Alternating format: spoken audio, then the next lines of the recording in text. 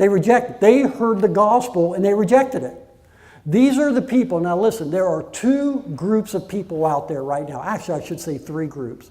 There's a group that's never heard. Okay? Hard to believe in this day and age, but there are. There's a group that's never heard. There's a group that has heard, but it never really resonated. It just didn't click. They just couldn't quite put all the pieces together. I was one of those groups for a long time. Okay? I was in the first group for literally 21 years of my life. I was in the first group. I never heard.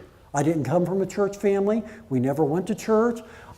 If you'd asked me who Jesus was, I couldn't have told you, other maybe baby Jesus at Christmas. That's all I knew for 21 years of my life. That's hard to believe, isn't it?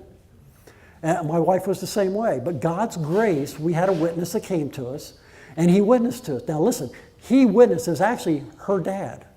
He got saved, came back, told us the gospel message, and told us, and for 6 months, he beat on us with the gospel message, okay? Now listen, I promise you, for the first 4 months of that, I just didn't get it. You would think it's rather easy, but if you've never heard that message, it doesn't resonate, it doesn't click. I was dumb, okay? I was dumb. I was also blinded by Satan, just like it tells us in 2 Corinthians 2. We're blinded by the God of this age. So God, in his great efficacious mercy for both my wife and I, grabbed our hearts one day, and her dad came over to the house, and he pulled in the driveway, and he never came over unless Becky was there, and Becky wasn't there. First thing we pulled in, I said, oh man, here comes the Jesus stuff again. I don't want to hear this, I've had enough. But you know what? God spoke to my heart for the first time that day, and he said, hey Rob, just shut up and listen one time. So for the first time, I actually listened to what he had to say, and I got it. I got it. I realized I was a sinner, I was going to go to hell, and I didn't want to go to hell. Now here's what's cool about that. See, God, I had a chance right there to either reject it or accept it. I accepted it. So see, I missed the second group because I could have rejected it and I didn't.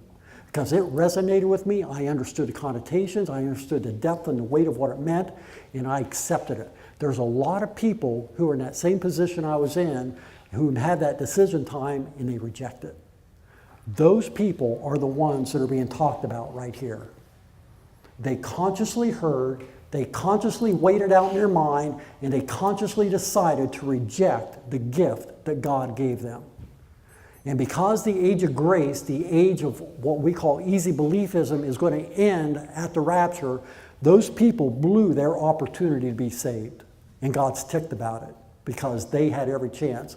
So God's going to do something about it. Let's read and see what he does. Verse 11. And for this reason, God will send them a strong delusion that they should believe the lie, that they all may be condemned who did not believe the truth, but had pleasure in unrighteousness. Probably one of the scariest verses in all the Bible.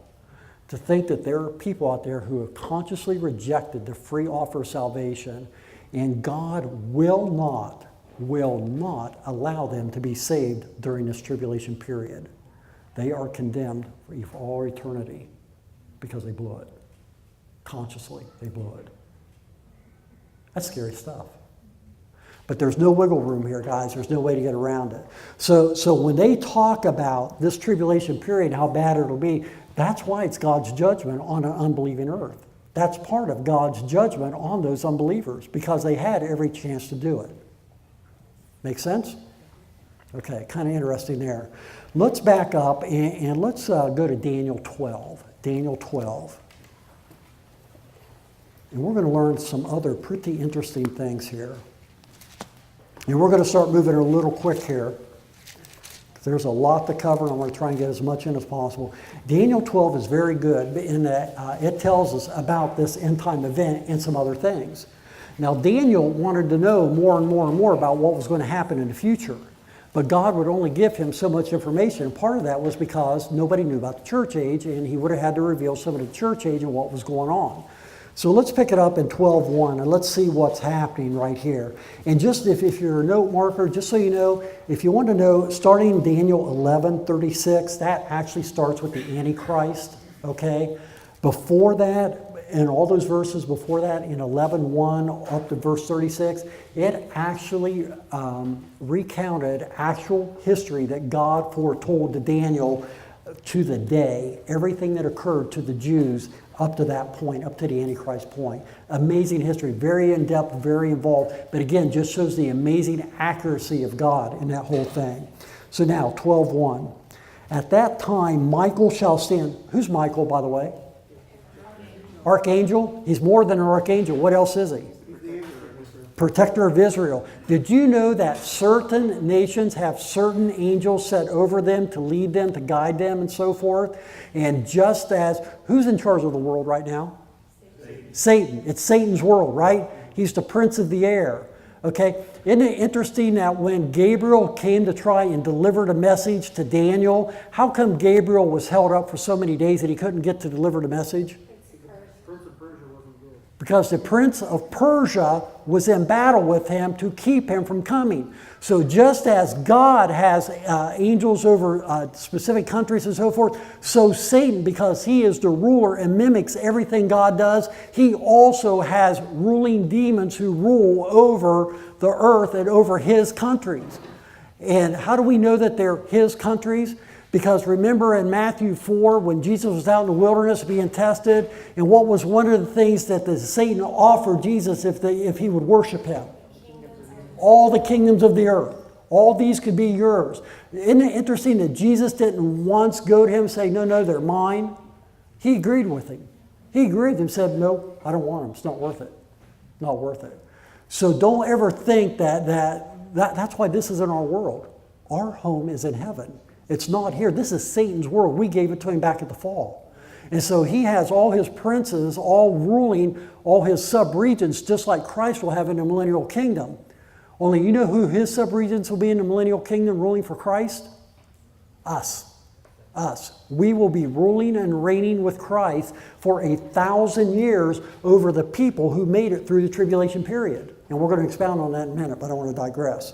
So here we have Michael, the protector, archangel protector of Israel, the great prince who stands watch over the sons of your people. Oh, golly, look, it just told us who he was. I should have just read on, huh, Dan? And there shall be a time of trouble, such as never was since there was a nation, even to that time, and at that time your people shall be delivered. So now he's talking about this period right here, the time of great trouble. Okay, this is what's coming. Look what else he says. Everyone who is found written in the book of life, and I threw the book of life because that's what the book is, and many of those who sleep in the dust of the earth shall awake, some to everlasting life, some to shame and everlasting contempt. Now that's interesting. Who are these people here, and when's this resurrection?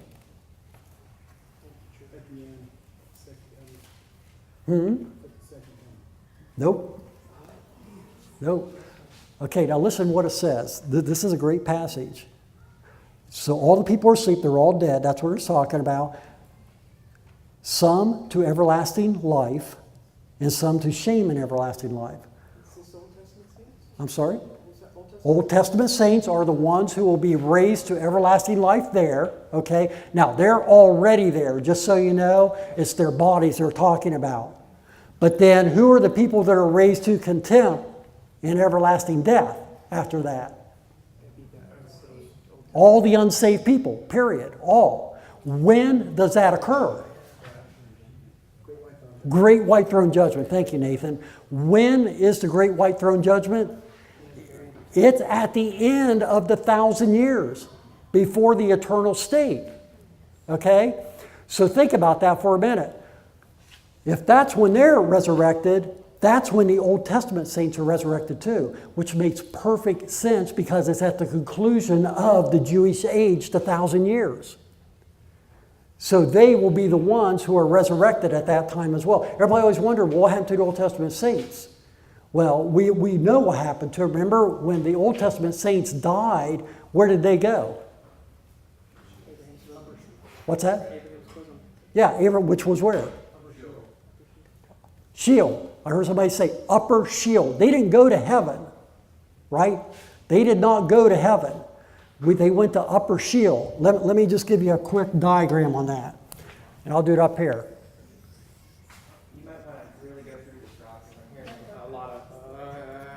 Too deep? No, it's not too deep. It's Too just, deep? It needs clarification. Okay, I am going to clarify. Okay. I'm going to clarify. This is really deep. Okay, yeah, I'm sorry. I don't want to get too deep here. This is Sheol, Luke 16, okay? The rich man and the poor man, okay? What happened there? You guys remember? The beggar, where'd he go? Lazarus? He went to Upper Sheol. Where'd the rich man go? Lower Sheol, okay, where he was tormented. What was in between the two? The Great Gulf Divide, right? Okay, so that's the Great Gulf Divide. I'll mark this here. This is lower and this is upper. All of the Old Testament saints who died went directly to Upper Sheol, which was also called paradise, Abraham's bosom. Okay, it was a great place to go. All of the bad ones went to Lower Sheol, where they're being tormented and being held for the white throne judgment. Okay, Nathan. Do you think that's a reference to when Christ said to the thief, I'll see you in paradise? Yes, and actually I could digress and tell you why Christ, after the death on the cross, in between the death on the cross and the resurrection, the 3 day